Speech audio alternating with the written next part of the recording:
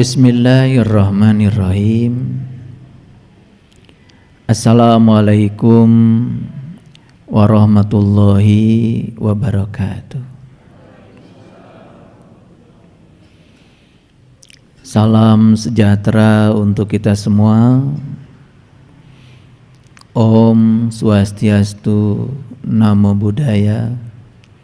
Salam kebajikan, Sampurasun. Segala puji hanya milik Allah, Sang Kehadiran, Sang Keberadaan, yang selalu menumpahkan cinta kasih-Nya yang tanpa batas pada seluruh makhluk-Nya. Tidak ada satu sel pun dalam tubuh kita yang dibiarkannya, diurusnya, diaturnya, sehingga seluruh sel dalam tubuh kita begitu cerdasnya. Itulah cinta kasih-Nya yang tanpa batas yang selalu diberikan kepada kita. Mereka yang masih mencari Tuhan, itulah kebodohannya sendiri. Tapi mereka yang sudah menyadari bahwa Tuhan bersama dirinya, setiap saat mengurus dan mengatur segala kebutuhannya, itulah ciri orang yang berakal. Oleh karena itu, sebelum kita melanjutkan kajian di pagi yang penuh berkah ini, mari kita sampaikan penghormatan yang setinggi-tingginya sebagai bentuk rasa syukur kita kepadanya, bersama-sama menyampaikan hamdalah. Alhamdulillahi Rabbil Alamin. Mari kita awali kajian kita bersama-sama memohon berkah dan ridho Allah. Semoga Allah mengalirkan pengetahuan sejatinya kepada kita. Semoga kita termasuk para ahli ilmu yang berhak untuk menerima ilmu-ilmu sejati darinya. Kita sapa semuanya dengan kelembutan dan cinta dengan membaca basmalah. Bismillahirrahmanirrahim.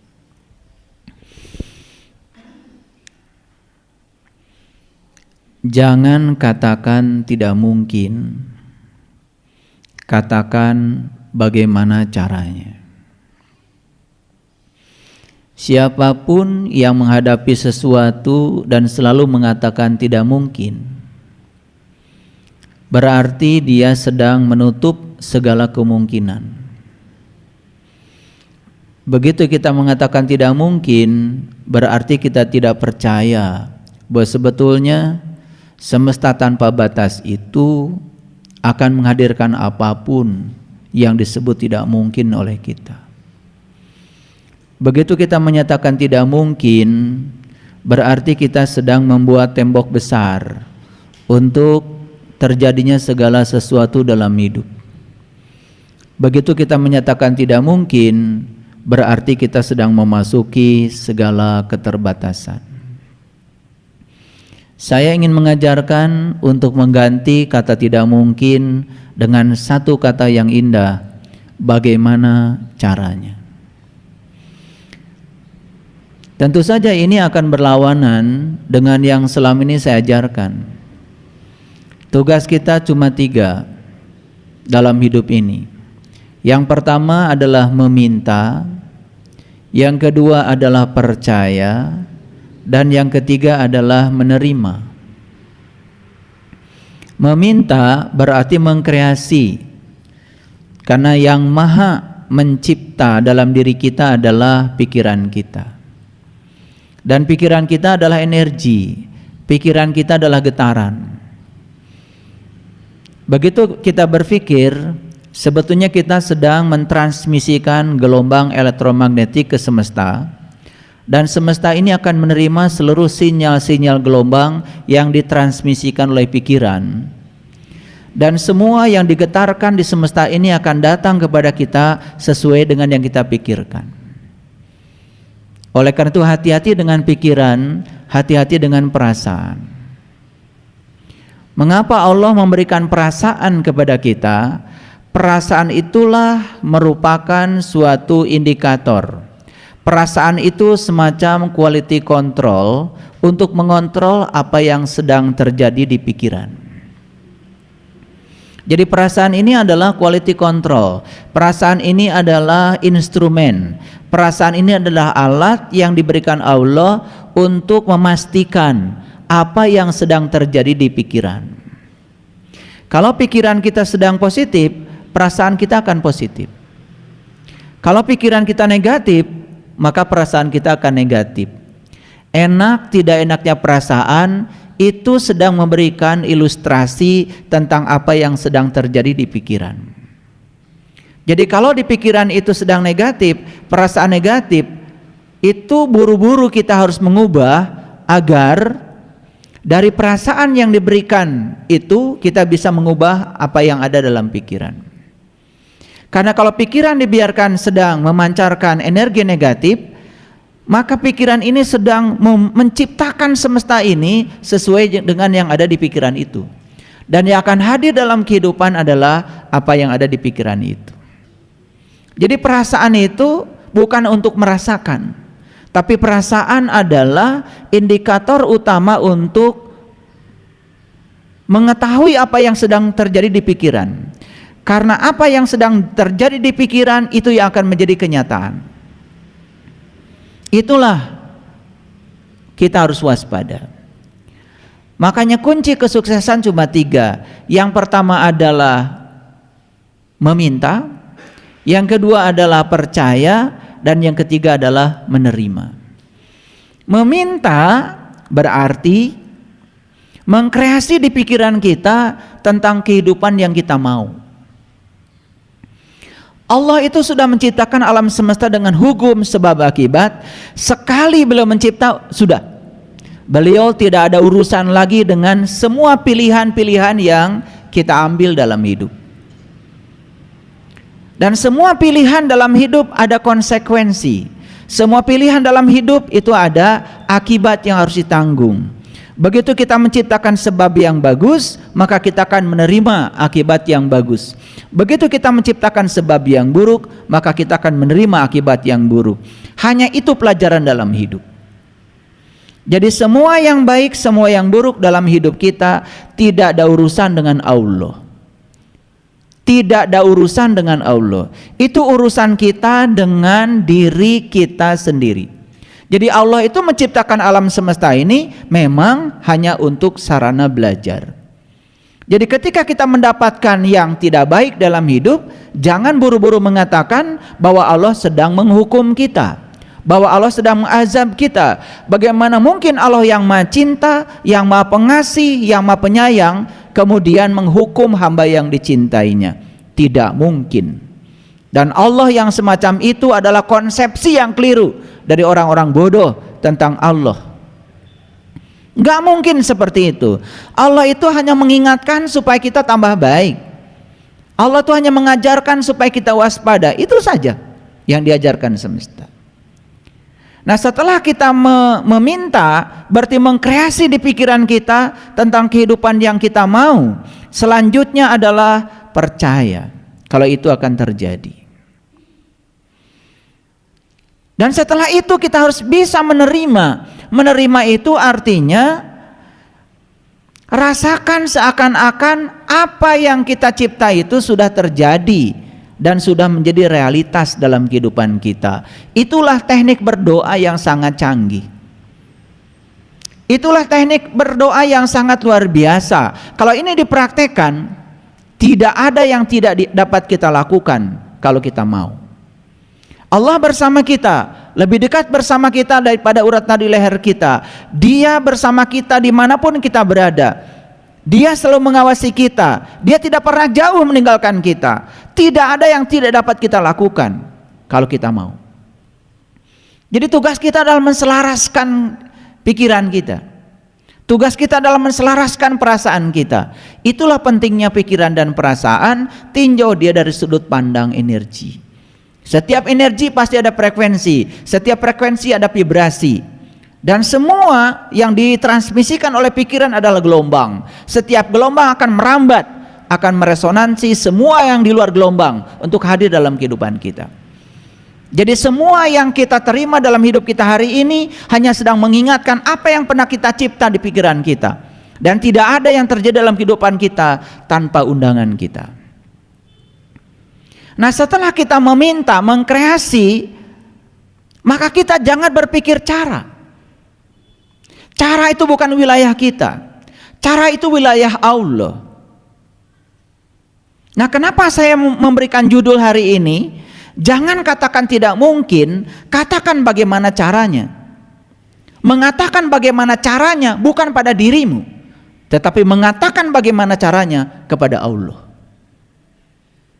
Karena kita itu tidak punya kemampuan untuk menciptakan cara. Contoh sederhana. Kalau semua orang yang ada di ruangan ini saya ajak, bulan depan kita akan pergi umroh. Ongkosnya 50 juta per orang, bintang 5.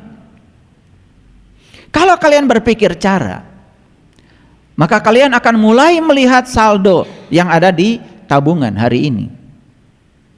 Dan akan mengatakan tidak mungkin. Kenapa? Karena kita berpikir cara. Jadi tugas kita stop kata tidak mungkin, dan itu mungkin kita berangkat bulan depan. Caranya bukan wilayah kita. Bagaimana caranya? Jangan tanya pada dirimu. Kalau ditanyakan pada dirimu akan keluar jawaban tidak mungkin. Tapi tanyakan pada Allah semesta raya yang tanpa batas. Dia yang punya cara. Tugas kita cuma satu saja. Yes, bulan depan saya umroh. Dan pasti berangkat. Karena begitu kita mengkreasi dan kita percaya dan rasakan seakan-akan kita sudah berangkat, itu tidak bisa dibantah lagi. Sudah menjadi data semesta yang akan terjadi dalam kehidupan kita. Sesederhana itu kalau kita tahu caranya. Makanya banyak orang yang mencibir ya, dari mana uangnya? Saya masih ingat dulu waktu mau bikin masjid ini, kita rapat berkali-kali, dan yang keluar di rapat itu adalah pertanyaan dari mana uangnya. Dan kalau bertanya dari mana uang ditujukan pada orang yang tidak punya uang, yang keluar kata-kata tidak mungkin. Tapi kalau kita percaya bahwa Allah akan bekerja sesuai dengan yang dikreasi oleh kita, kita percaya dan itu seakan-akan sudah terjadi, maka semesta akan bekerja. Dan cara semesta bekerja di luar ekspektasi kita. Sama saja dengan orang yang punya uang 3 juta dan uangnya dipinjam oleh tetangganya. Dan kemudian uang yang dipinjam itu tidak kembali pada waktu yang dijanjikan. Kalau dia berfokus bahwa hidup dia satu-satunya adalah uang 3 juta, itu yang menyebabkan uang itu nggak kembali.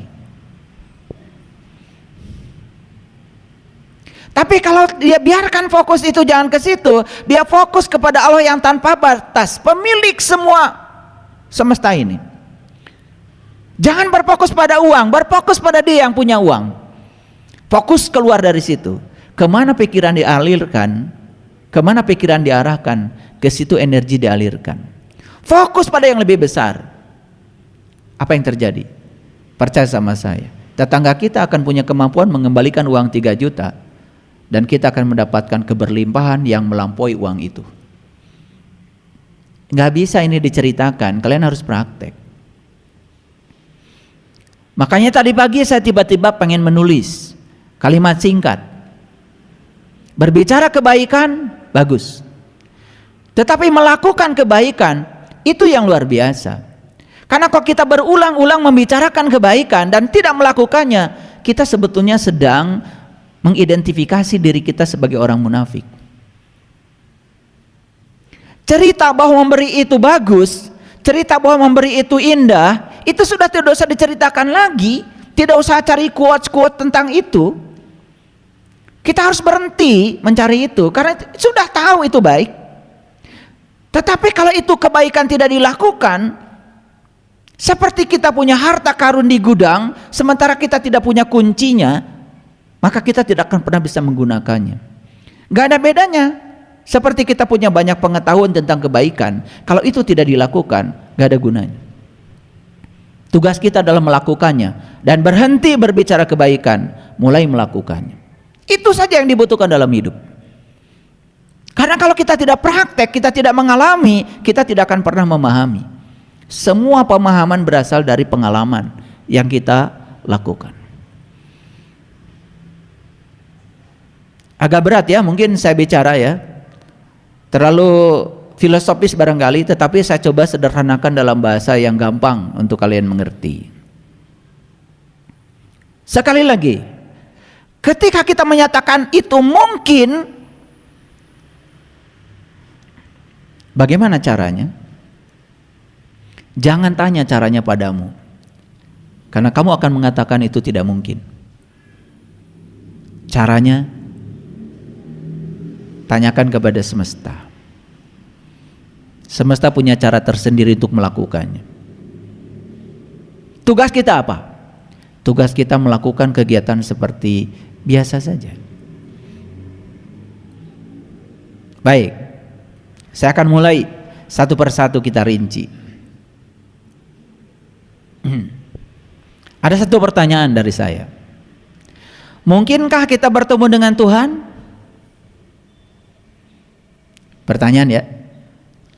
Pernah nggak ada pertanyaan seperti ini? Ada pertanyaan, mungkinkah kita bertemu dengan Tuhan? Itu pertanyaan. Kalau kita mengatakan itu mungkin, caranya akan datang. Dan kita tidak bisa menciptakan cara itu, kecuali dihadirkan caranya oleh semesta dengan cara yang luar biasa. Mungkin saja pertama kali kita punya teman yang berkesadaran. Mungkin saja teman yang berkesadaran punya guru. Mungkin saja. Lewat jaringan itu pelan, loh, akhirnya sampai pada cara itu. Begitu sampai pada cara itu terkejut. Loh, kok bisa? Dan saya kasih tahu, kalau pertanyaan ini dijawab oleh orang yang mengatakan tidak mungkin, maka dia tidak akan pernah bertemu cara. Tapi kalau pertanyaan dijawab oleh orang mungkin, tetapi tentu ada dasar yang melatar belakangi dia mengatakan itu mungkin. Oke, apa dasarnya? Ini saya pakai ayat biar kelihatan ngajinya. Nah, saya tampilkan nih, ada Quran surat Al-Ankabut ayat yang kelima. Kita baca pelan-pelan ya, supaya teks Arabnya bagus, diterjemahkan ke dalam Indonesianya juga bagus, translasinya tidak terdistorsi. Kita harus sabar. Man kana, barang siapa, yarju roja, berharap. Nah, yarju itu berharap, tetapi berharap ini tingkatannya sangat beragam. Nah, disitulah pikiran kita, getaran gelombang dari pikiran kita di situ yang paling penting. Kreasi pikiran kita di situ yang paling penting. Seberapa besar harapan kita? Jadi kalau ada orang yang mengatakan, saya ingin ketemu ayah guru, tetapi belum terlaksana sampai sekarang. Saya bilang, Anda tuh nggak mau ketemu saya. Kalau mau ketemu saya pasti ketemu.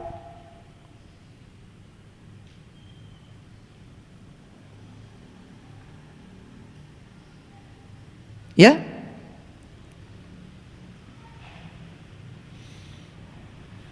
kamu yang merencanakan, tapi saldo yang menentukan. Manusia boleh berencana, tapi saldo yang menentukan, bukan? Iya. Dan siapa yang akan ngisi saldo kita itu?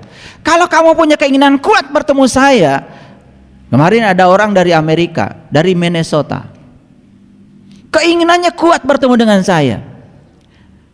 Usianya sudah 66 tahun. Beliau itu adalah konsultan IT. Jadi hebat tuh, orang Indonesia jadi konsultan IT, tinggal di Amerika, ya, kemudian mendapatkan orang Amerika dan tinggal di Amerika. Dan saatnya harus kembali ke Indonesia hanya untuk bertemu dengan saya. Kalau keinginannya kuat, ya saldonya ada. Tapi kalau keinginannya tidak kuat, nggak mungkin ketemu saya. Yang dekat-dekat saja, dekat rumah saya, tidak ada keinginan yang kuat untuk menuju sana, nggak akan ketemu saya. Yang ingin ketemu saya cuma perlu beras, ya dapat beras. Yang ketemu saya cuma pinjam uang, ya dapat pinjaman uang.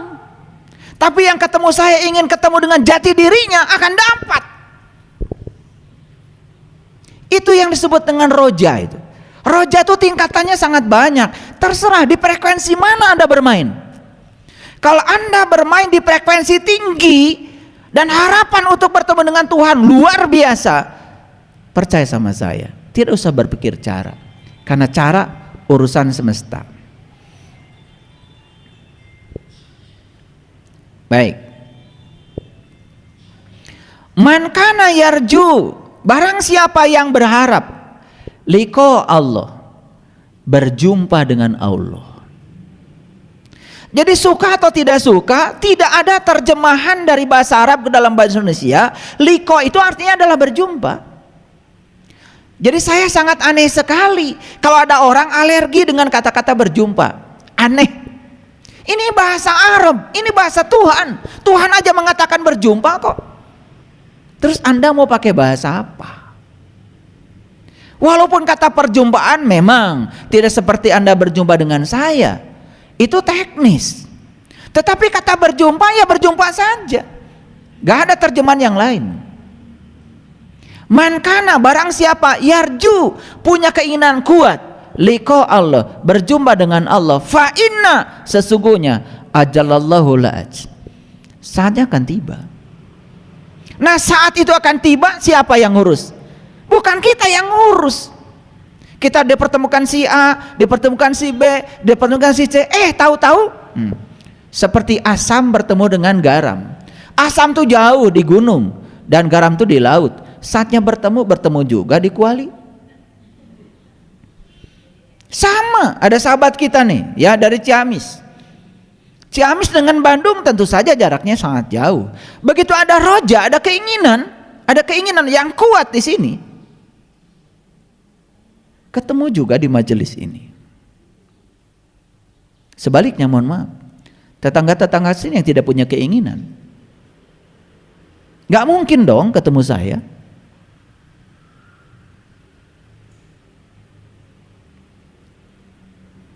Disitulah cara semesta bekerja. Dan Allah hanya menghendaki mereka yang punya kehendak.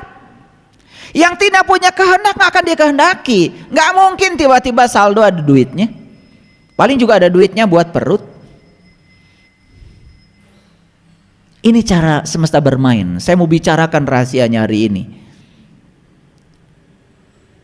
Kuliah hari ini agak serius ya.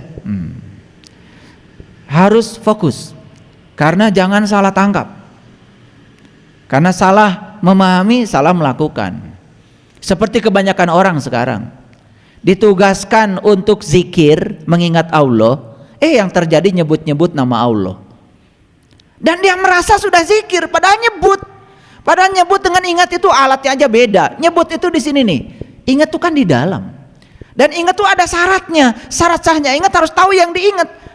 Bagaimana Anda bisa mengingat Allah kalau Anda belum tahu Allah? Ini supaya tidak terdistorsi bahasanya, saya pakai bahasa yang sederhana biar semua orang mengerti. Saya coba mengurangi banyak kata untuk setiap kalimat yang saya ucapkan supaya kalimat yang saya sampaikan itu efektif. Karena orang bicara itu ada dua, ada singkat tidak jelas, ada juga panjang makin gak jelas. Ada tuh orang ngomongnya panjang gak jelas, apalagi singkat tambah gak jelas. Nah yang paling susah itu cari orang yang ngomong singkat dan jelas. Dan untuk mencapai singkat dan jelas, pertama bukan soal pilihan kata. Yang paling penting adalah kata yang kita ucapkan tuh ada energinya enggak. Karena energi berasal dari pengalaman. Itulah yang dikatakan di Quran, man azinalahu rahman wa qala sawaba. Siapa yang tidak dapat izin bicara dari Tuhan yang Maha Pengasih, kata-katanya tidak ada artinya. Makanya ada orang berkata sama katanya, tetapi dampaknya berbeda. Ini soal energi. Yang satu ada energinya, yang satu tidak ada energinya. Yang satu menghunjam, yang satu tidak. Yang satu frekuensi tinggi, yang satu frekuensi rendah. Kita bicara cahaya. Cahaya sama cahaya. Tapi ada cahaya tampak seperti ini, ada cahaya tidak tampak, contohnya sinar X, sinar laser.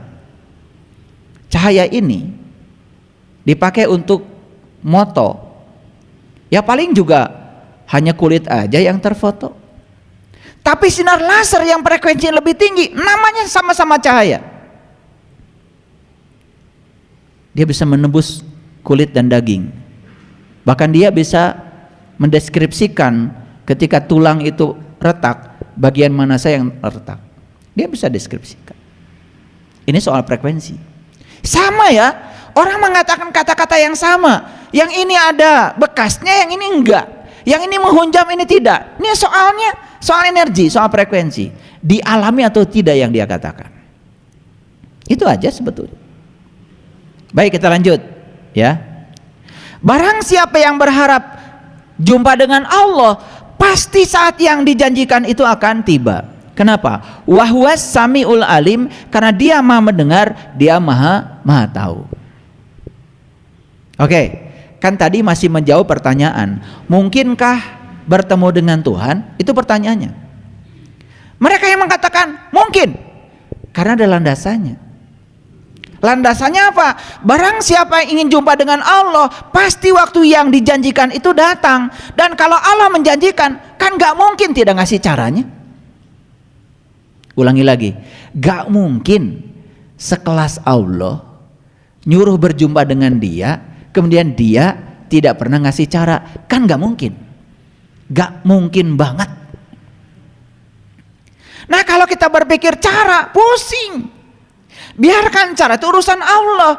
Cara yang kita lakukan apa? Ya sudah, silaturahim saja. Bertemu si A, bertemu si B, bertemu si C, terus saja. Nanti juga suatu saat akan ketemu dengan cara itu. Karena kalau cara dipikirkan oleh kamu yang pikirannya terbatas, paling juga kamu akan bilang tidak mungkin, karena kebanyakan orang mengatakan tidak mungkin. Disitulah kesadaran. Ini yang bermain adalah kesadaran. Oke, lanjutkan dulu. Yang berharap akan bertemu. Bertemu apa? Bertemu caranya. Yang tidak berharap, saya katakan tidak mungkin bertemu caranya, karena dia sejak awal sudah mengatakan tidak mungkin. Inilah permainan pikiran.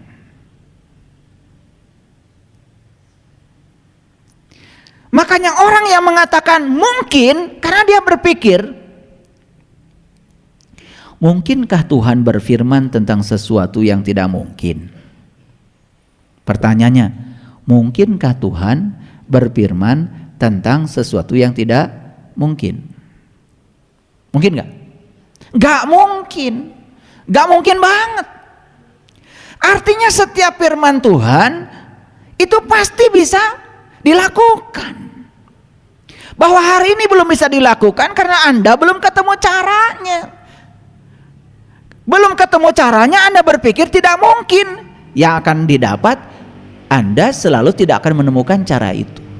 Jadi sebenarnya sederhana, tugas kita cuma berpikir bahwa itu mungkin. Karena apa? Tidak mungkin Tuhan berfirman tentang sesuatu yang tidak mungkin. Agak berat ya? Oke, saya jelaskan sedikit. Kan Allah bilang gini, aku bersamamu, lebih dekat kepadamu daripada urat nadi lehermu. Saya tanya, itu informasi bukan? Informasi. Fakta bukan itu? Bukan fakta. Sepanjang kita belum membuktikannya. Hati-hati. Walaupun itu dari kitab suci, walaupun itu kalimat suci, Bagi sebagian orang mungkin kalimat suci itu sudah menjadi fakta. Pertanyaannya saya, bagi Anda kalimat itu sudah jadi fakta atau masih berupa informasi? Nah, kalau Anda berada di pihak yang puas ketika mendengar kalimat sesungguhnya aku bersamamu, lebih dekat kepadamu daripada urat nadi lehermu, kamu puas dengan kalimat itu dan stop sampai di situ, ya sudah, bagianmu sampai di situ. Tapi bagi mereka yang bertanya, Tuhan, aku bersamamu, kata engkau, bahkan aku lebih dekat daripada urat nadi lehermu, kata engkau.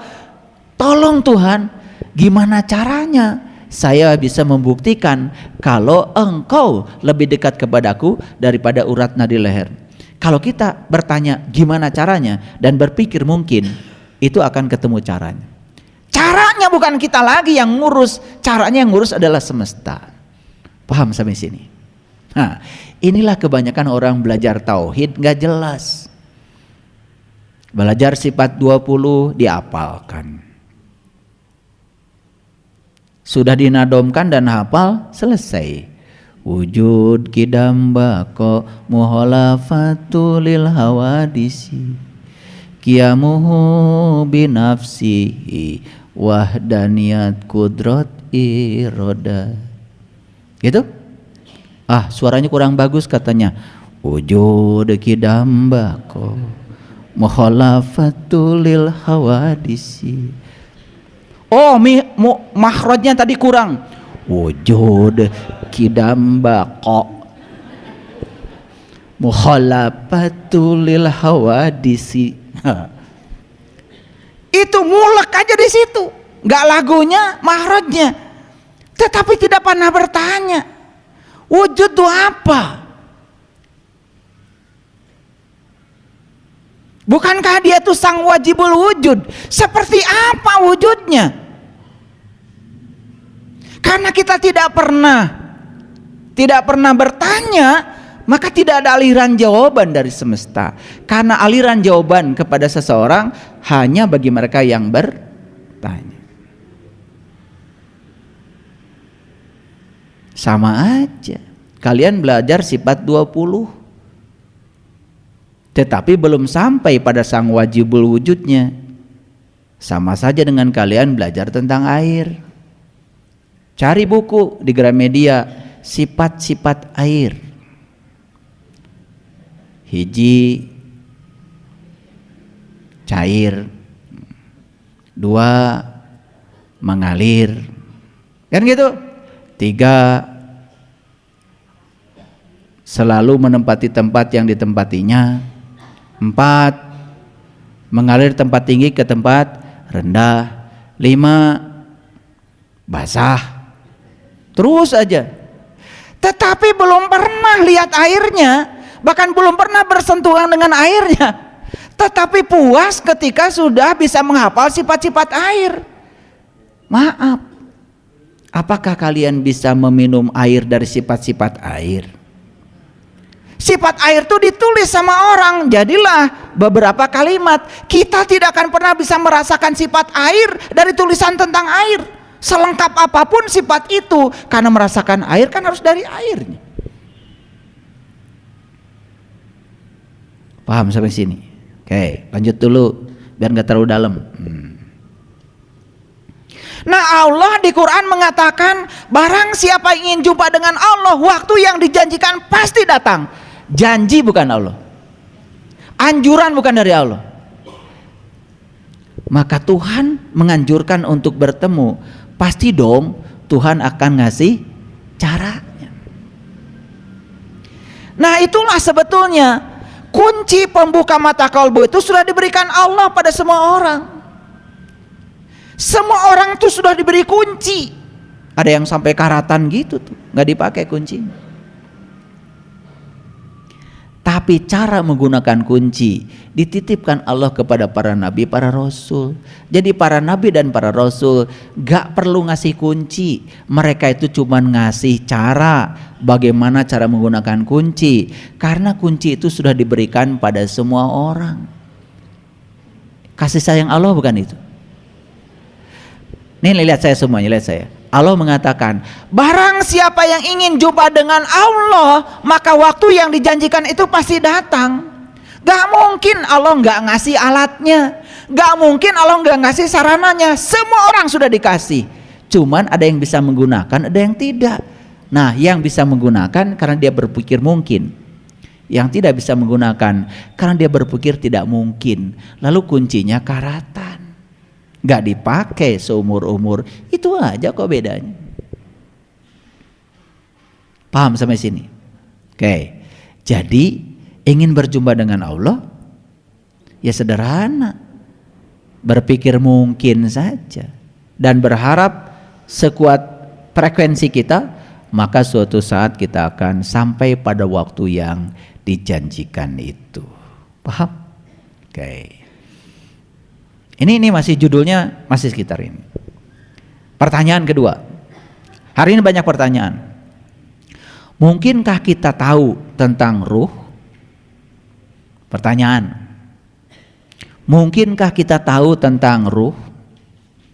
Gimana jawabannya?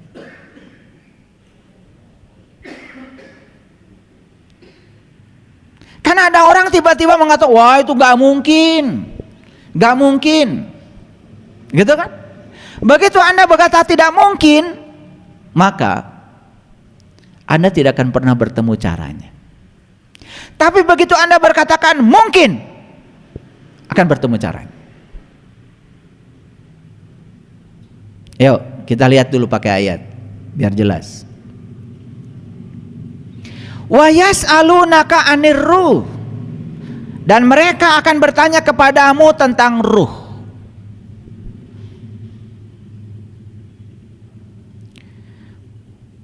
Kul ar-ruh min amri rabbi. Katakan, ruh itu urusan Tuhanku. Urusan siapa? Urusan siapa? Ini hati-hati belajar Quran. Ini grammarnya harus jelas.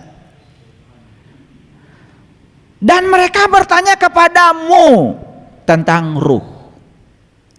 Pertanyaan saya, siapa yang ditanya? Dan siapa mereka? Ini fokus ya, fokus. Jangan pijit-pijitan di sini. Fokus.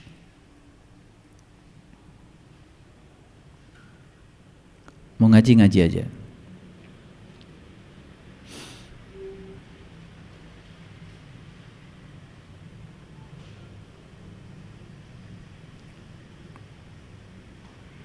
Saya terganggu konsentrasinya. Wa yas'alunaka 'anir ruh, dan jika mereka bertanya kepadamu tentang ruh, pertanyaan siapa mereka? Mereka tuh yang belum tahu ruh pasti bertanya. Betul nggak? Hati-hati, karena ada orang juga bertanya pura-pura tahu. Ah, itu namanya ngetes. Makanya kalau orang ngetes nggak usah dijawab, karena jawabannya dia udah tahu. Buat apa kita ngasih jawaban pada mereka yang sudah tahu atas jawaban dari pertanyaan dia? Walaupun mungkin saja jawaban dengan pertanyaan nggak nyambung. Tapi kalau sudah ada niat ngetes, itu nggak perlu dijawab.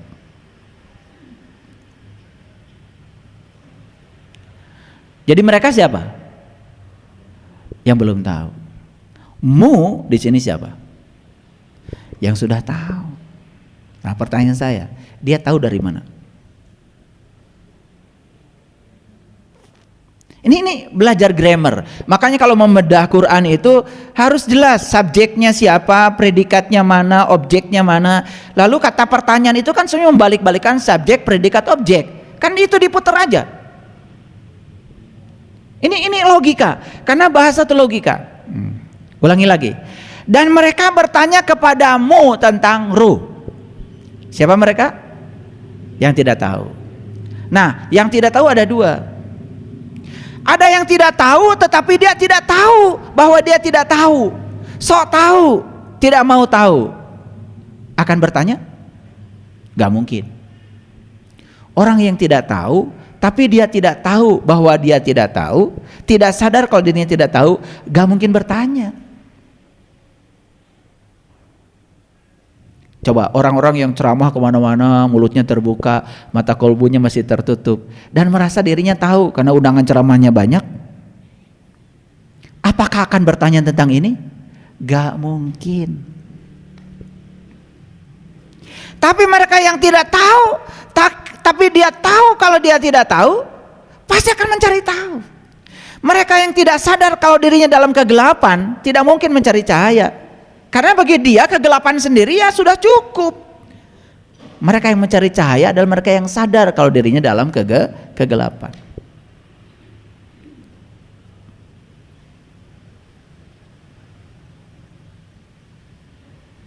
Pertanyaan saya berikutnya, pintar nggak menjawabnya? Orang yang ditanya ini pasti orang tahu dong. Nah, orang yang ditanya yang sudah tahu tentang ruh, dia tahu ruh dari mana? Yuk, dari mana? Lah ada jawabannya di sini. Katakanlah, Qul ar-ruh min amri Rabbi. Ruh itu urusan Tuhanku. Tuhan siapa? Bukan urusan Tuhanmu. Kan kamu belum tahu. Ruh itu urusan Tuhanku. Awas, bukan urusan Tuhanmu. Ini soal logika. Ruh itu urusan Tuhanku. Berarti aku ini sudah tahu Tuhan? Sudah tahu dong. Yang sudah tahu Tuhan tahu ruh. Nah, bukan berarti ayat ini melarang orang tidak boleh tahu ruh. Itu yang konyol selama ini. Karena yang jawab orang konyol. Makanya daripada konyol, kan lebih bagus konyol. Ya manis, enak. Konyol ini kan bahaya. Nah, orang konyol ngajarin orang konyol, nggak tambah konyol, nggak akan jadi konyol. Nah, yang lucu di kehidupan ini, banyak orang konyol, ya, jadi guru yang diajarkan sama-sama konyol, bukannya tambah konyol.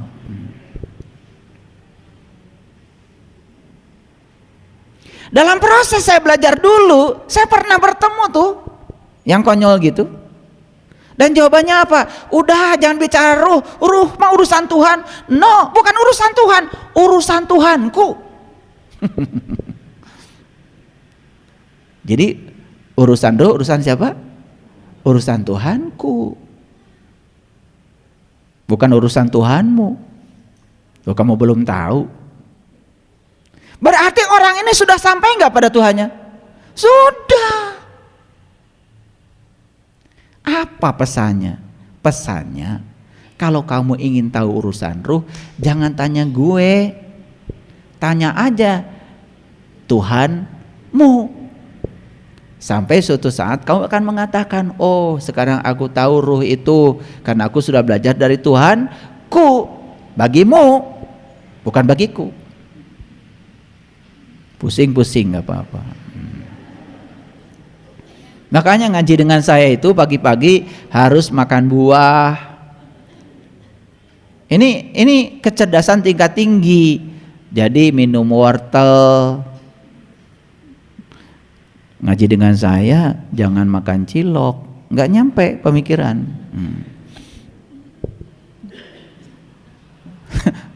Kalian itu mau ngaji dengan saya jangan makan lem, ngantuk nanti, rapat jadi. ulangi. Jadi apakah ini larangan untuk tahu tentang ruh? Bukan. Kalau tahu ingin urusan ruh, maka jangan tanya manusia, apalagi manusia yang tidak tahu, apalagi mereka yang sok tahu. Ruh dijelaskan, ruh diterangkan. Ya Allah, tidak bisa diterangkan, tidak bisa dijelaskan, bahkan tidak punya nama. Tetapi dapat ditemui dan dirasakan, karena tugasnya bukan menerangkan, temui.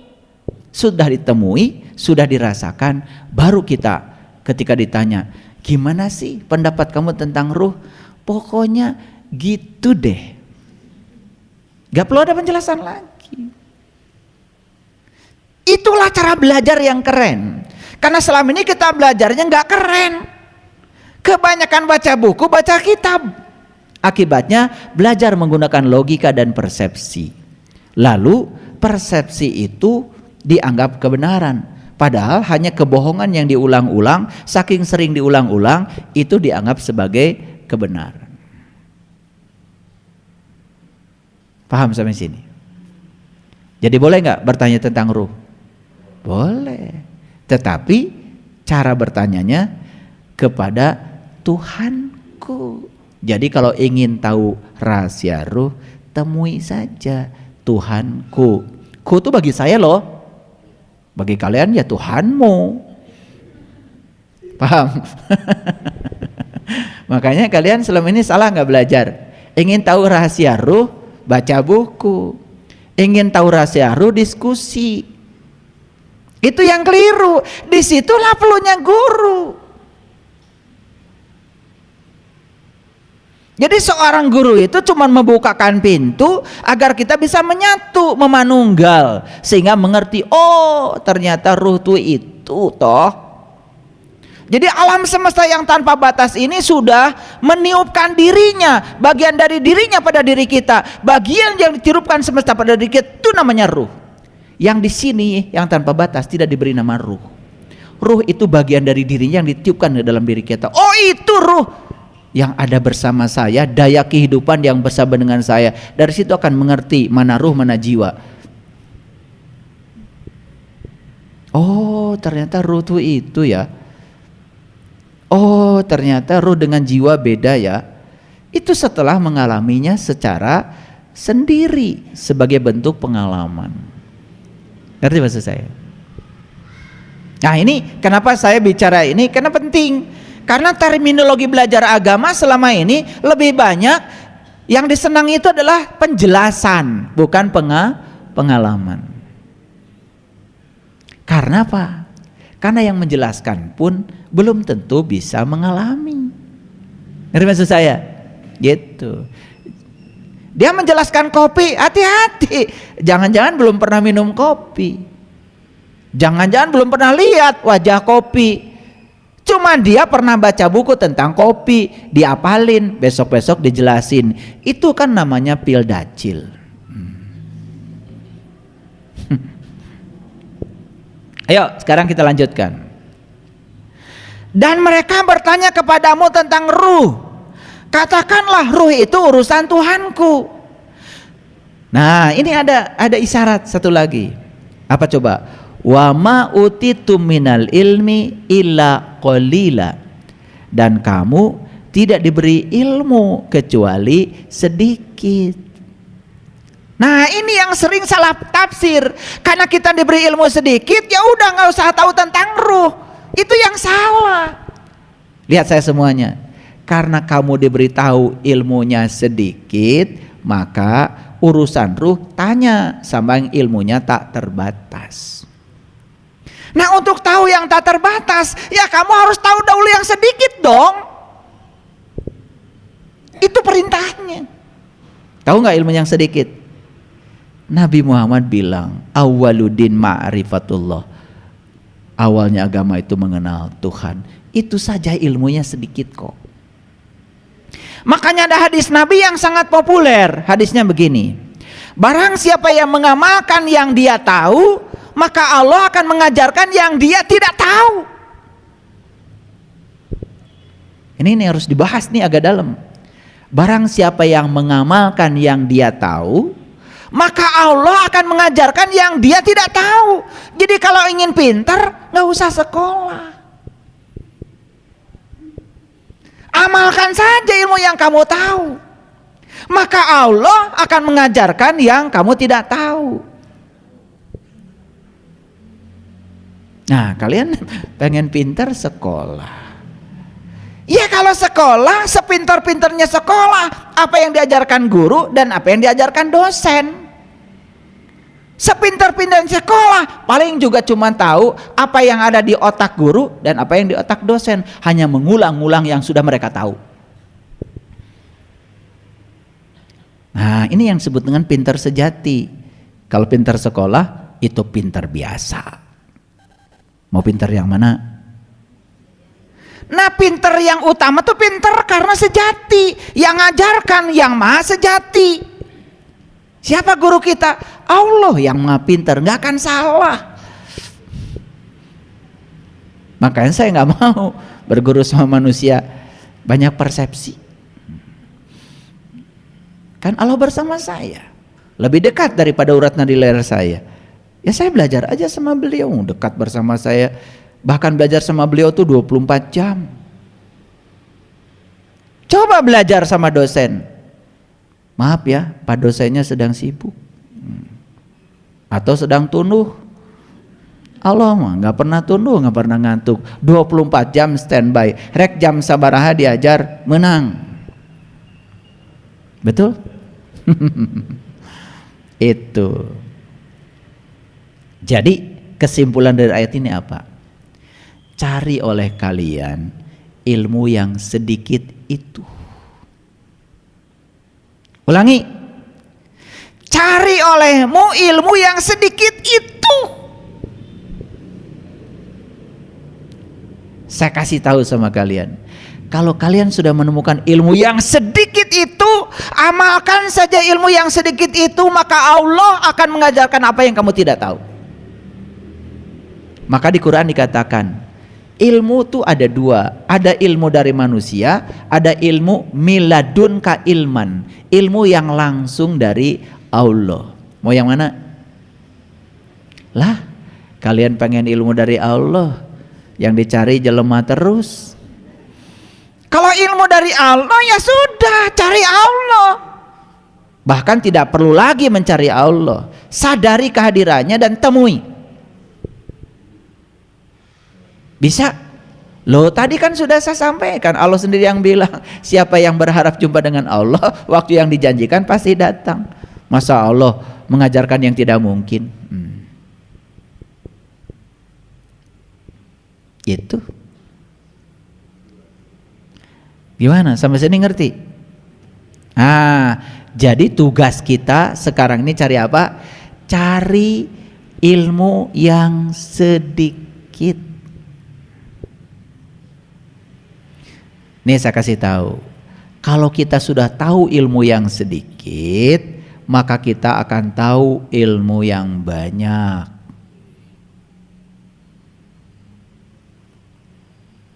Perpustakaan ada kuncinya nggak?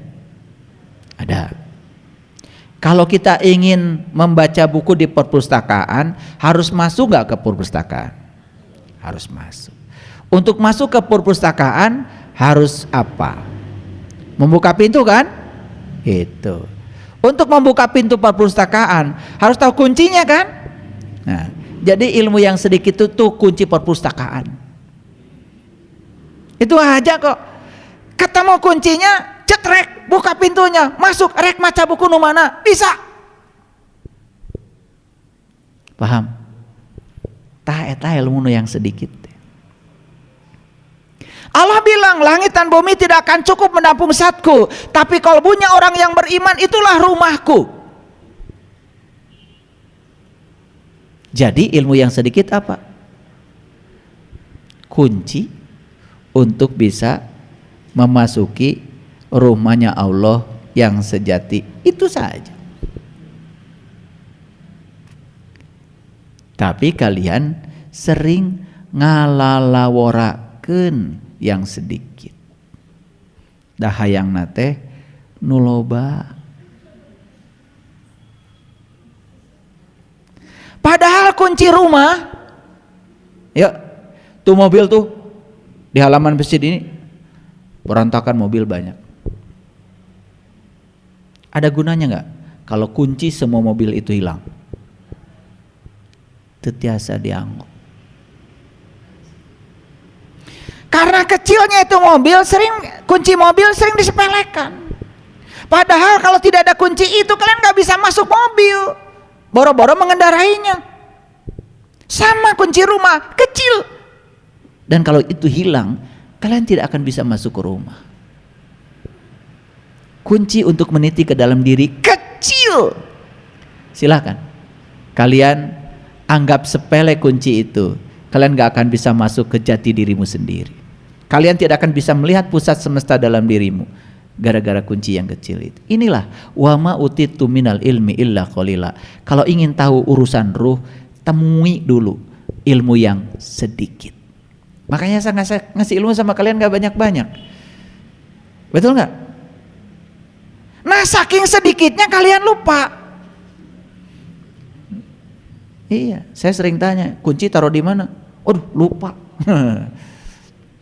Makanya sehari kalian tidak membuka pintumu, itu mundur 40 hari. 2 hari, 3 hari, mundur terus ke belakang. Terus aja ngitung tahun. Sudah belajar dengan saya sekian tahun, padahal hitungannya mundur. Loh, kalian gak pernah menggunakan kunci. Sudah diajarkan kuncinya gak digunakan. Makanya kata Rasulullah, tidak ada ilmu setelah ini kecuali kesesatan. Sahabat bertanya, ya Rasulullah, ilmu apa? Ma'rifatullah. Tidak ada ilmu setelah ma'rifatullah kecuali kesesatan. Makanya di Quran ada perintah, wal takum minkum ummatun yad'una ilal khair wa ya'muruna bil ma'ruf wa yanhauna 'anil munkar. Sekarang yang disebut dengan amar ma'ruf nahi munkar itu jadi keliru. Keliru. Orang lagi joget-joget, bubarkan.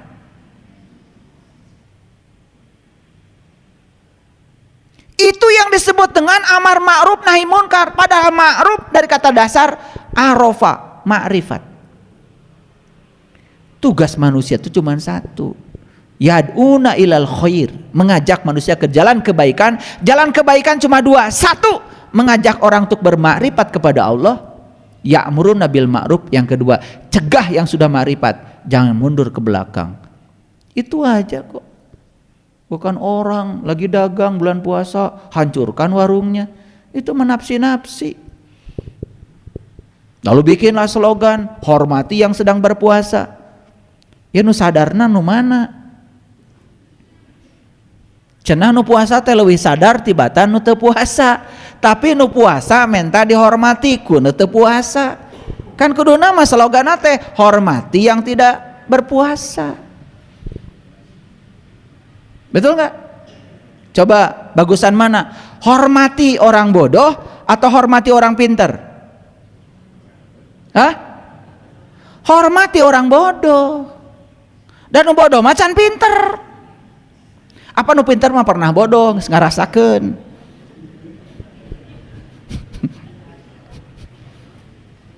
Betul nggak? Iya. Hormati orang bodoh. Jangan hormati orang pinter. Apaan yang pinter teh udah pinter, berarti udah sadar. Manya nu sadar minta dihormati kun teu sadar. Kuduna ge nu sadar ngahormat kan nu teu sadar. Makanya jangan anak hormati orang tua, salah. Orang tua hormat ka budak, da budak macan jadi kolot.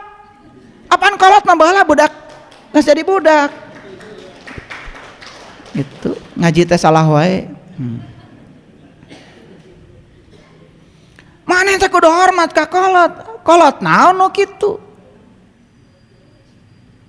Lamun budakna pintar mah bapak kudu hormat ka abdi. Da abdi macan jadi kolot. Budak kene, bapak mah pernah jadi budak. Gitu. Budak doraka. Tapi eta teh bener sebetulnya mah. Ya. Nih saya kasih tahu, ya. Saya waktu pertama kali ceramah di Padang, saya bilang saya datang ke Padang mau belain Malin Kundang. Bingung orang Padang semua. Ini ceramah apa lagi katanya? Malin Kundang itu di Padang itu disebutnya anak durhaka. Makanya Malin Kundang itu sampai sekarang itu patungnya masih ada itu, ya, di Teluk Bayur itu. Ya, iya, sujud itu ke ibunya jadi batu, gitu. Salah saha, salah indungna. Sejelek-jeleknya anak itu anakmu, Didikan. Anak malah dikutuk oleh ibunya, semoga kamu jadi batu. Ya jadi batu. Ini malin kundang mah teu salah. Salah minung. Makanya saya datang ke sana belain malin kundang. Nggak bela ibunya saya. Dan malin kundang macan jadi orang tua. Kan orang tua mah pernah jadi malin kundang. Gitu. Anak pas saya jeung indung. Kumaha eta indung kitu. Wajar budak mah keur diajar. Ngelehan atuh indungna. Budak senang ngelehan. Indung jidan naon kitu. Ya salah diajar agama teh. Anak itu tamu agung yang datang ke semesta harus jadi dirinya sendiri. Bagaimana dia jadi dirinya sendiri kalau dididik oleh ibunya?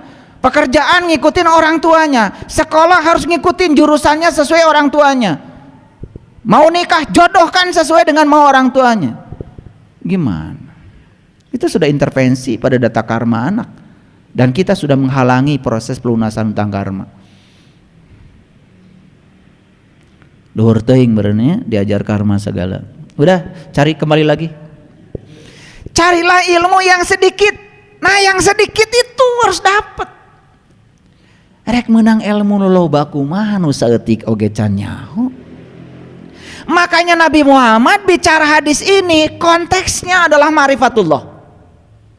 Bukan syariat. Maka Nabi mengatakan, siapa yang mengamalkan ilmu yang dia tahu, kunci untuk memakrifati Allah, maka Allah akan mengajarkan apa yang dia tidak tahu. Ini sudah terbukti, saya sudah membuktikan. Dengan kunci itu, maaf, saya bisa mengetahui rahasia Quran 30 juz. Saya bisa mengetahui rahasia Injil, saya bisa mengetahui rahasia Weda, saya bisa mengetahui rahasianya kitab To Teaching, saya bisa mengetahui rahasianya Sasangka Jati, saya bisa mengetahui rahasianya layang muslimin muslimat. Dengan itu saja. Nah, gak usah banyak-banyak. Mesantren 15 tahun.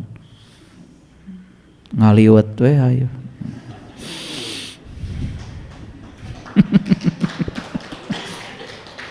Iya. Kalau menurut surat Al-Kahfi, mesantren teh sehari atau setengah hari? Coba baca di Quran. Saya tidak menemukan mesantren 15 tahun. Coba baca di Quran surat Al-Kahfi. Mesantren itu sehari atau setengah hari, kata Quran.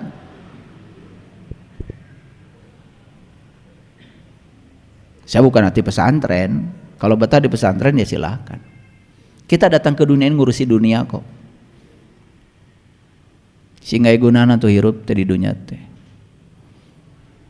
Hayo di sasarung. Gawe henteu. Beas teu boga.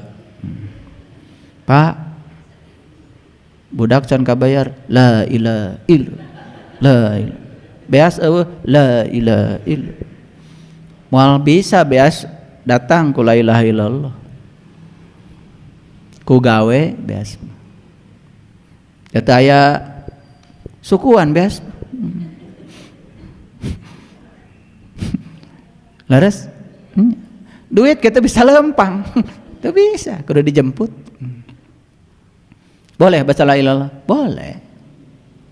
Berapa kali? Ya salumrahna. Itu juga kalau tahu yang dibaca. Karena intisari la ilaha illallah itu sebetulnya hanya menyadarkan kita yang mana di semesta yang bukan dia. Yang mana yang bukan dia. La ilaha illallah artinya yang mana yang bukan Allah. Yang mana? Yang nyata dia, yang tidak nyata dia. Martabat alam pertama, alam ahadiyah dia. Alam wahdah dia. Alam wahidiyah dia. Alam arwah dia. Alam amsal dia. Alam azam dia.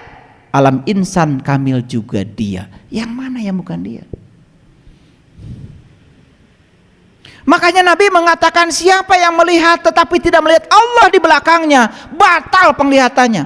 Kita sering batal. Kenapa? Melihat sesuatu cuma sesuatu saja, tidak lihat Allah di belakangnya. Mau baca la ilaha illallah 1000 kali sehari nggak ada artinya kalau masih batal penglihatannya. Makanya orang yang sudah sampai di kesadaran tauhid, la ilaha illallah bukan lagi sebagai ucapan, kesadaran. Teu aya hiji pagawean nu teu aya Allah di belakangna, narima. Makanya satu-satunya pilihan dalam hidup yang terbaik adalah menerima. Satu-satunya pilihan dalam hidup yang terbaik adalah menerima. Kalau sudah menerima, lepas.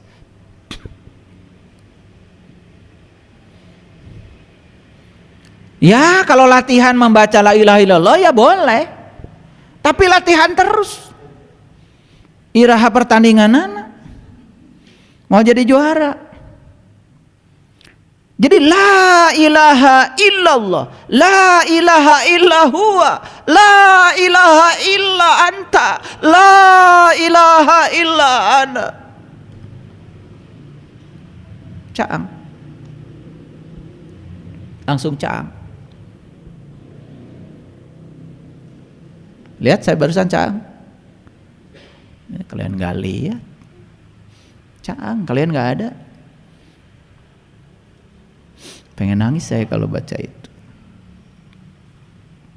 Makanya kalimat tauhid itu la ilaha illallah itu harus naik jadi la ilaha illa huwa. Naik lagi jadi la ilaha illa anta. Puncaknya tauhid adalah la ilaha illa ana. Makanya perintah sholat di dalam Al-Quran itu baru bisa dilakukan kalau sudah mencapai tauhidnya la ilaha illa ana. Innani anallah la ilaha illa ana. Itulah sholat. Sholat itu manunggal. Kalian baru sampai di tingkat tauhidnya la ilaha illallah belum sholat. La ilaha illallah belum sholat. La ilaha illa anta belum. Salat itu harus la ilaha illa ana. Dan salat harus wudu. Inna awwala baitin wudi'a linnas lalladzi bibakata mubarakah. Di mana tempat wudu? Di Bakah al Mubarakah. Di tempat suci yang diberkahi itu tempat wudu. Yang hakikat, kalian wudunya di WC terus. Jangan naik-naik kelas. Naik kelas dong wudu itu seperti di Quran. Inna awala baitin wudi'a linnas. Tempat berpisahnya manusia dengan selain Tuhan adalah Al-Bakah Al-Mubarakah. Fihi ayatum bayinah. Di situ kamu akan melihat tanda-tanda Tuhan yang terang benderang. Maqamu Ibrahim. Di situ kau akan menyaksikan maqam Ibrahim. Wa man dakhalahu kana aminan. Siapa yang sering masuk ke situ, amanlah dia. Walillahi ala nas hijjul bait man istata'a ilaihi sabila. Wajib setiap manusia masuk ke rumah itu bagi mereka yang tahu jalannya, bukan yang mampu. Bukan urusan duit di situ. Jangan bangga kalian punya duit bisa jalan-jalan ke sana. Jalan-jalan ke sana. Kalau tidak menemukan hakikatnya haji, tidak menemukan hakikatnya umroh, buat apa?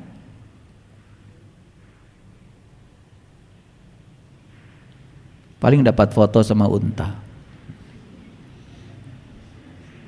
Padahal di Quran jelas.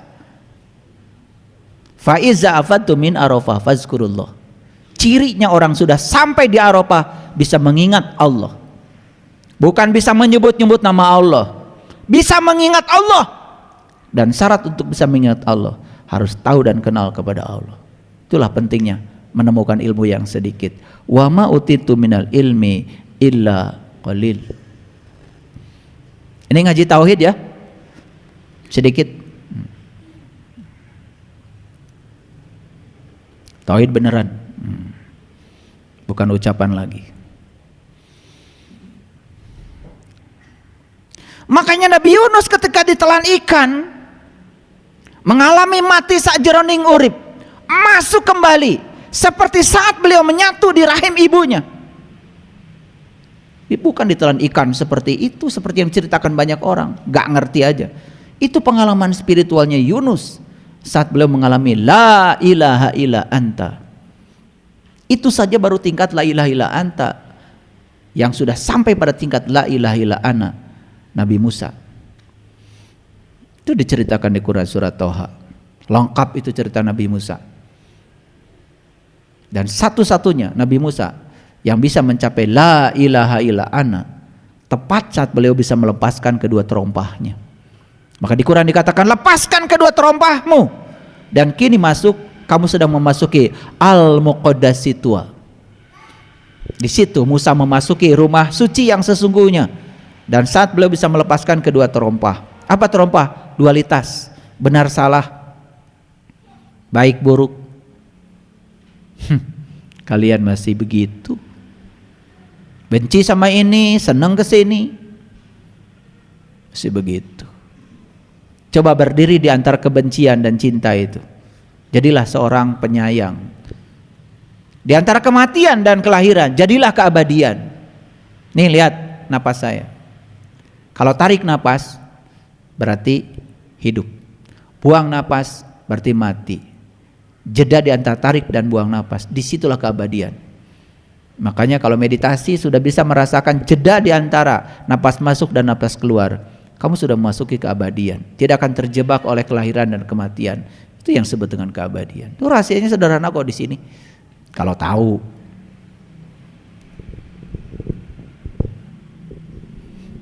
Pertanyaan berikutnya, ini banyak pertanyaan hari ini. Mungkinkah kita tahu tentang surga dan neraka? Pertanyaan berikutnya. Kan lucu ya. Banyak orang yang menawarkan surga sama kita. Dia sendiri belum pernah masuk. Lucu gak? Gak lucu sih, itu calo namanya. Calo itu kan gak naik bis. Betul gak? Ya. Garut di Cicahem. Mana yang nama ini? Nggak semenang we bayaran. Rek cilaka, rek naon paduli. Nu penting nggak semenang bayaran. Calo mana gitu. Surga. Kayak lari akang irati ditu. Oh, kalau udah cerita neraka itu kayak dia udah pernah dari sana aja. Nggak ngerti. Nah, mungkinkah kita tahu tentang surga dan neraka? Jawabannya apa? Mungkin, caranya akan tahu. Tidak mungkin, ya caranya tidak akan tahu. Gitu aja. Ternyata Quran menjelaskan, ternyata surga dan neraka itu adalah tempat di mana kamu masih bernafas. Ternyata surga dan neraka itu tempat di mana kamu masih bisa melihat bumi dan langit berdiri. Oh, surga dan neraka itu ternyata bukan masalah geografis, tapi masalah psikologis. Tergantung kesadaranmu. Bisa jadi surga, bisa jadi neraka, tergantung ketika kesadaranmu sendiri.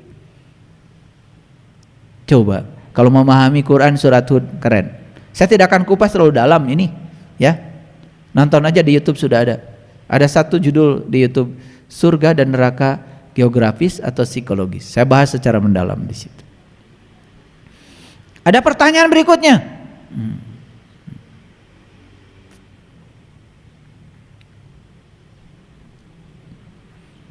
Coba, mungkinkah kita menjadi Ashabul Kahfi? Mungkin? Kalau mungkin, akan ketemu caranya. Wah, nggak mungkin, kan Ashabul Kahfi itu dulu. Nah, sudah pada mati di dalam gua. Kalau begitu surat Al-Kahfi coret aja dong. Hanya berlaku dulu. Katanya Quran berlaku sepanjang zaman. Itu kadang-kadang kalau ngomong tuh nggak saintifik. Saya kasih tahu ya, saya sudah ke Yordan dengan istri saya. Kalau tidak percaya nanti minta fotonya sama dia. Ada fotonya. Kalau saya nggak nyimpan foto. Istri saya lengkap kalau urusan dokumentasi. Lihat di mulut gua itu, segede apa sih guanya? Mungkin kamar ini aja kegedean, kecil, gelap. Udah ke sana, bayarnya mahal. Ternyata yang diklaim sebagai gua Ashabul Kahfi yang di sana itu tidak ada kaitannya dengan gua Ashabul Kahfi di dalam Al-Quran. Itu kebohongan besar.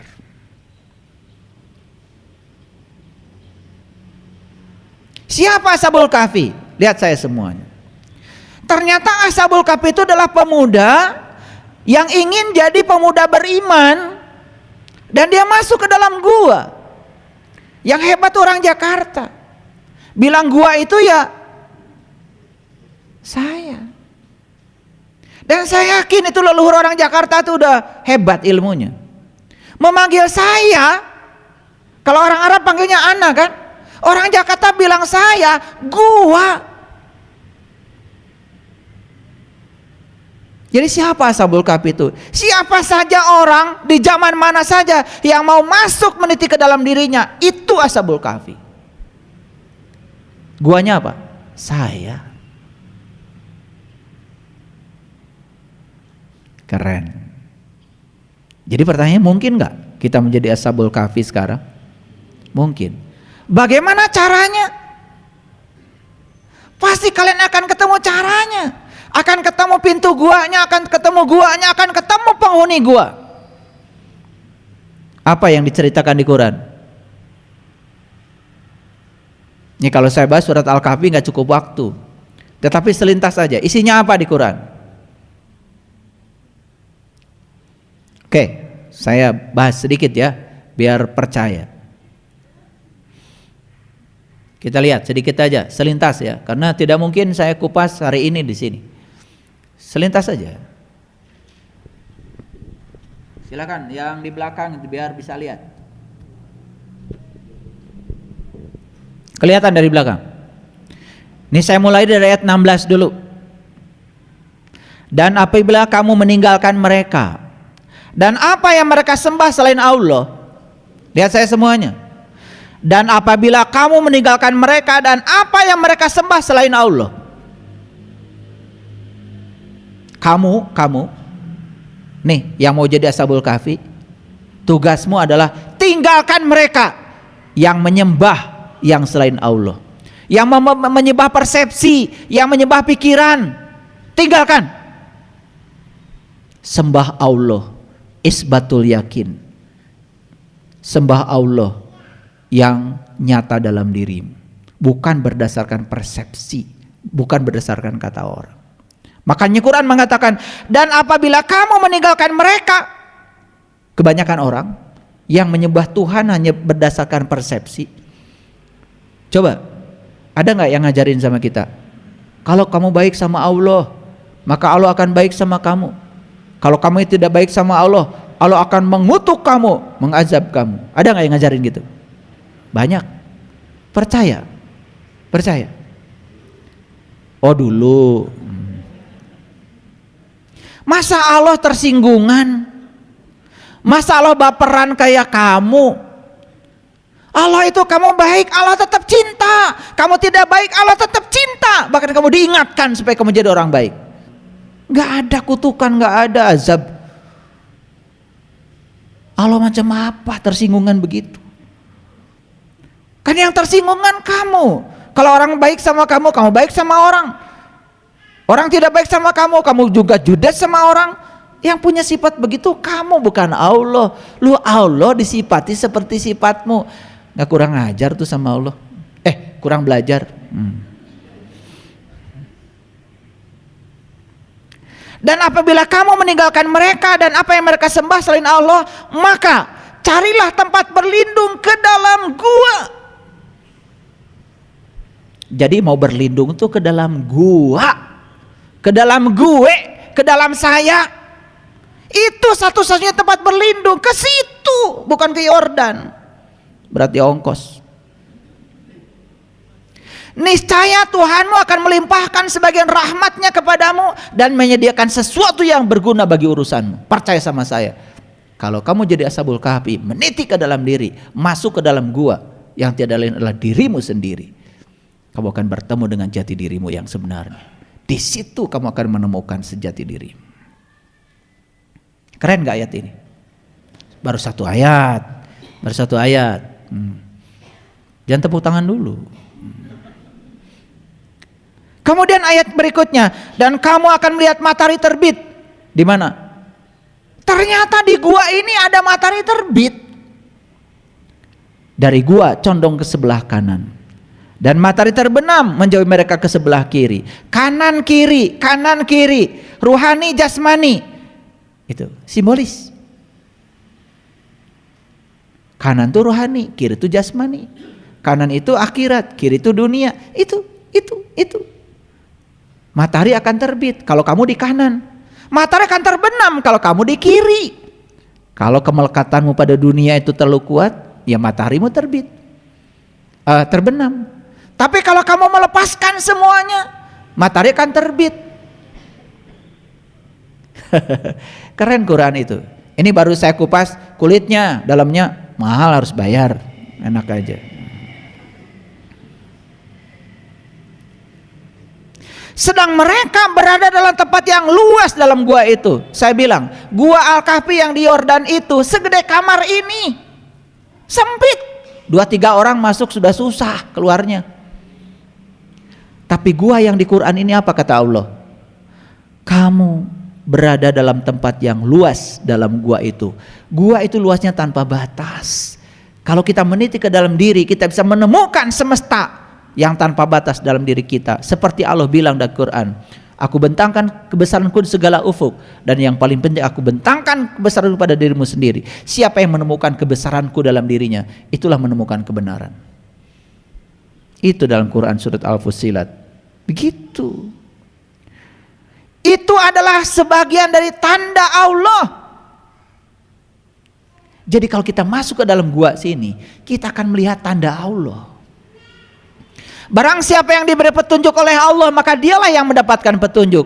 Dan barang siapa yang disesatnya, kamu tidak akan bertemu dengan seorang waliyan mursidan. Nih harus tahu, waliyan mursidan itu apa? Wali itu teman. Mursid itu dari kata irsyad. Irsyad itu cerdas. Makanya ada sekolah tuh di Bandung, Al-Irsyad itu bagus nama sekolah. Irsyad itu cerdas. Nah, orang yang cerdas disebutnya mursyid. Jangan sembarang ngomong. Setiap guru mursyid. Walian mursidan itu teman yang cerdas, bukan yang pinter. Teman yang cerdas itu teman yang sudah mencapai kesadaran tertinggi. Itulah teman yang layak untuk dijadikan teman.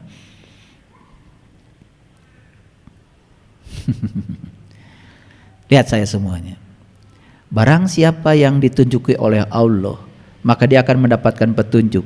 Tapi barang siapa yang disesatkannya, sampai mati pun tidak akan bertemu dengan waliyan mursidan. Disitulah kita harus ketemu dengan teman yang cerdas. Siapa? Yang bisa memimpin kita memasuki gua yang sebenarnya. Yang bisa mengajak kita memasuki gua menjadi Ashabul Kahfi. Kita lihat sedikit lagi. Dan kamu mengira mereka itu bangun. Siapa mereka? Ashabul Kahfi. Ketika masuk ke dalam gua, gak bangun, dia tidur. Gak ingat apa-apa yang di dunia ini. Dia mencapai la ilaha illa ana. Gak ada identitas dirinya. Itu yang disebut dengan fana. Padahal mereka itu tidur. Berapa lama tidurnya? Tidurnya 300 tahun dan ditambah 9 tahun. Bukan 309 tahun, 300 tahun dan ditambah 9 tahun. Hebat. Makanya kalau baca, jangan dari kiri ke kanan. Kalau dari kiri ke kanan tuh baca huruf Latin.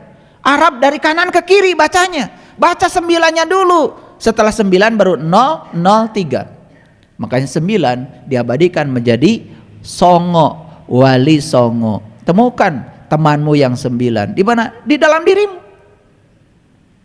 Baru kau bisa 0, kau bisa 3. Nurullah Muhammad Nur Insan, manunggal. Kamu akan ketemu jawabanmu terhadap ruhku tadi.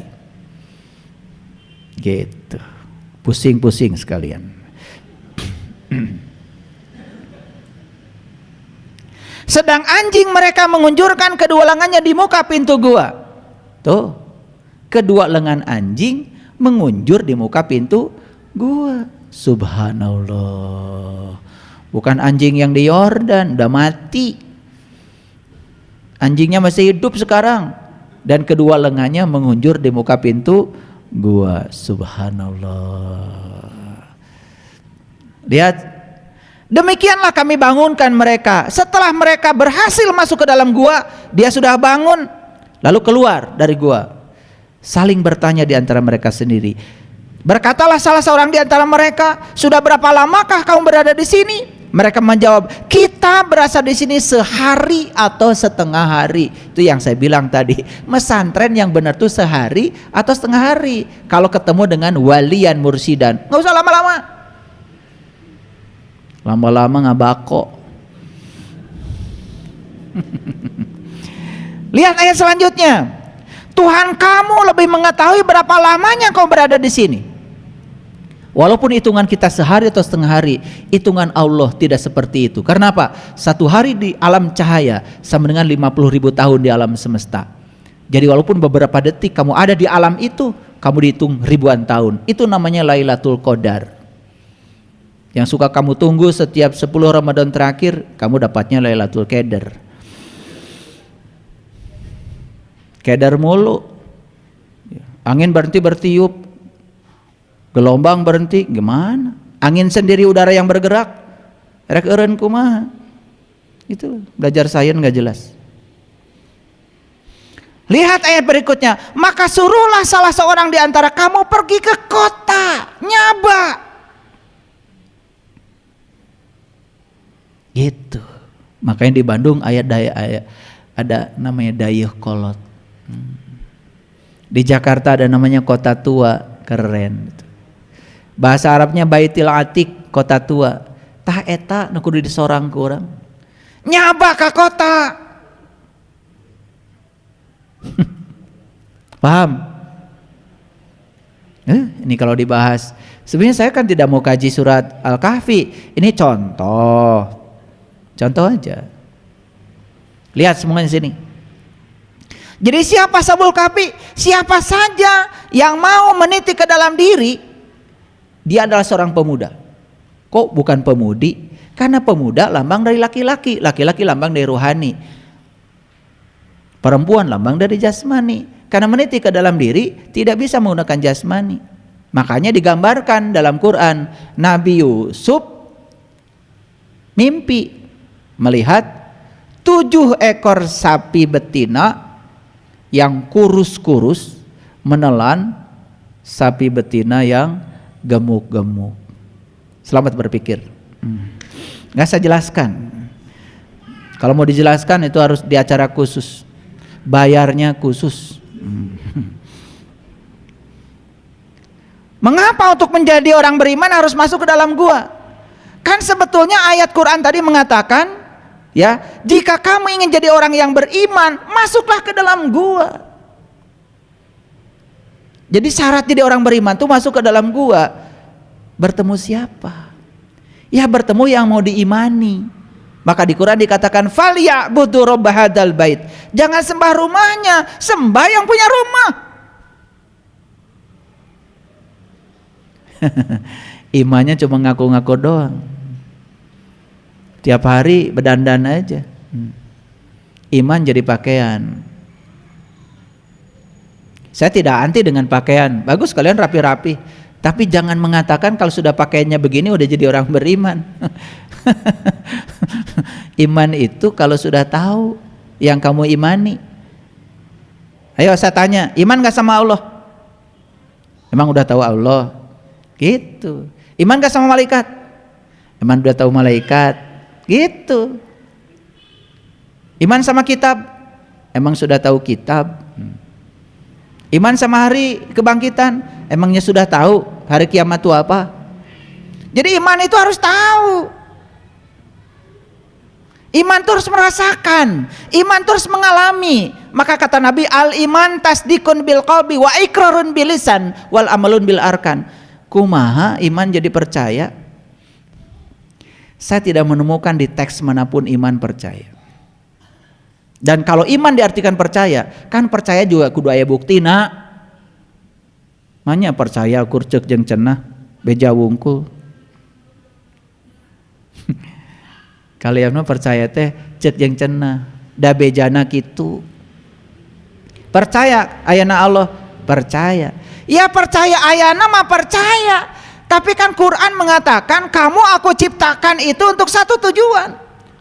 Untuk mengabdi kepadaku. Bagaimana mengabdi kepada Allah kalau kita nggak tahu dan kenal kepada Allah? Ayo saya tanya nih. Cari kerjaan dulu, cari majikan dulu. Kerjaan dulu, majikan dulu. Ya majikan dulu.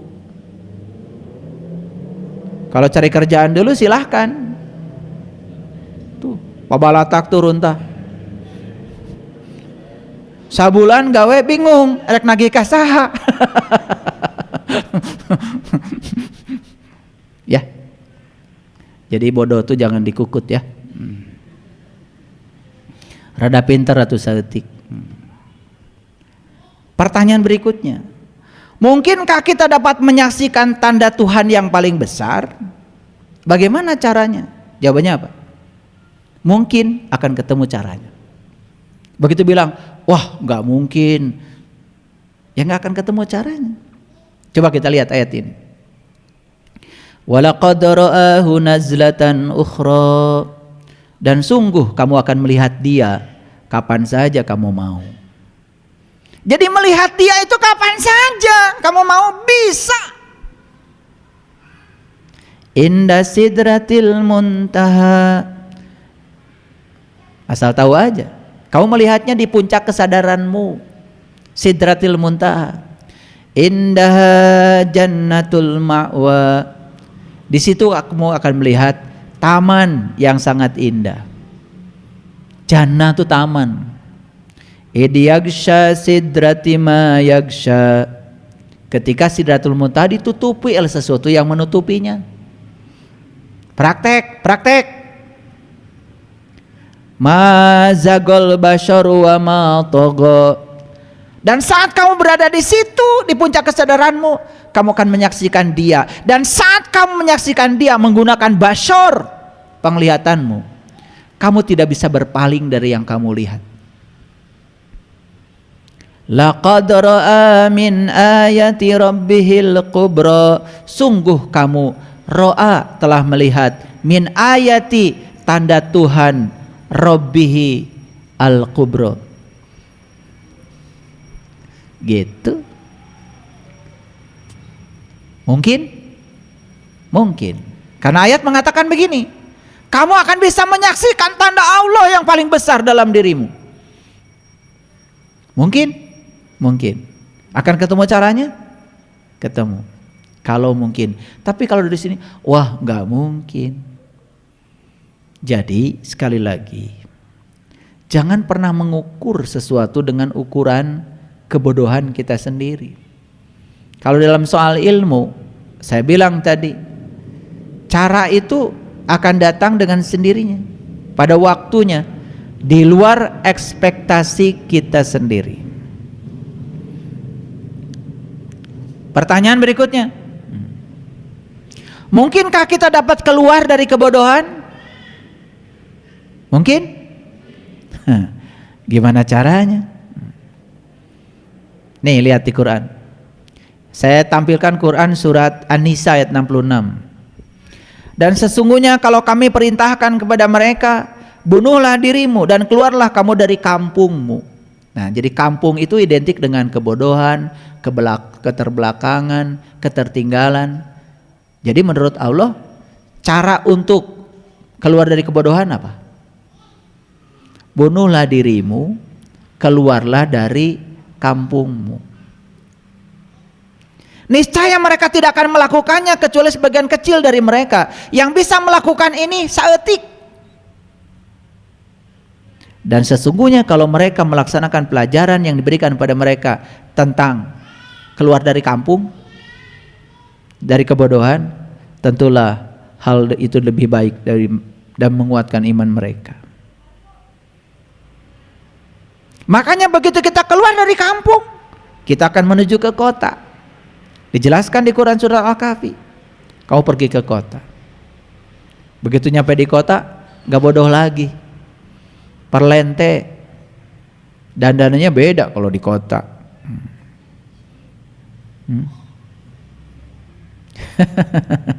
Di kota tetangga beli TV, tahu nggak? Tetangga beli TV tahu nggak? Boro-boro beli TV, tetangga beli mobil aja nggak peduli. Orang kota. Di kampung tetangga beli radio sadesa, apalin. Di kampung saya beli TV dulu ya.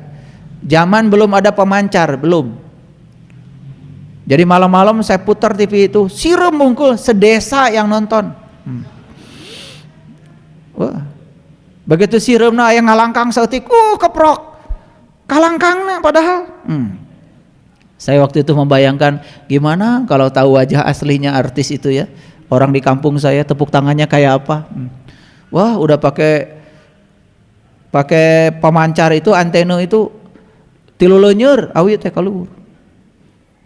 Wah, da di luhuran kada kumaha tuh daya gunung. Susah. Ya tapi aya ngelembang saeutik cenah Muhammad Ali. Oh kan. Pada gerakna kieu, pona asal geraknya Muhammad Ali. Barjeng teu saha eta teh. Tapi udah bahagia orang di desa mah. Nah, saya bukan mau menjelekkan orang di desa. Cuman di desa itu biasanya ya apapun berita nyebarnya gampang. Kalau di kota kan orang luar terisolasi. Mohon maaf. Ya. Sama seperti kita. Kalau belajar agama, kalau lihat kesalahan orang tuh gampang banget. Gampang, menjustifikasi itu gampang. Maka digambarkan di Quran itu orang-orang yang bodoh digambarkan dengan orang kampung. Di Quran. Dan orang-orang yang sudah mencapai kesadaran digambarkan dengan kota. Makanya di Quran digambarkan orang-orang yang sudah mencapai kesadaran itu disebutnya juga Ashabul Kahfi. Jadi Ashabul Kahfi bukan pemuda di masa lalu. Ashabul Kahfi selalu ada setiap zaman. Kalau kalian mau jadi Ashabul Kahfi sekarang, yuk masuk ke dalam gua. Insya Allah di situ kalian akan bertemu dengan jati diri kalian sendiri. Masuk ke dalam gua. Nah, dari tadi pagi saya terus cerita yang tidak mungkin. Ternyata semua yang kita sebut tidak mungkin itu bisa diubah menjadi mungkin, dan begitu dirubah menjadi mungkin, maka caranya akan datang dengan sendirinya. Mungkin ada yang tanya ya, gimana caranya masuk ke dalam gua? Ya tentu saja saya tidak jelaskan di sini, tapi saya bisa membimbingnya kalau ada yang mau. Saya antar ke kota. Di kota itu rame, luar biasa, penuh dengan sukacita dan kebahagiaan. Kalau tahu ilmunya, tahu caranya. Baik, kesimpulan.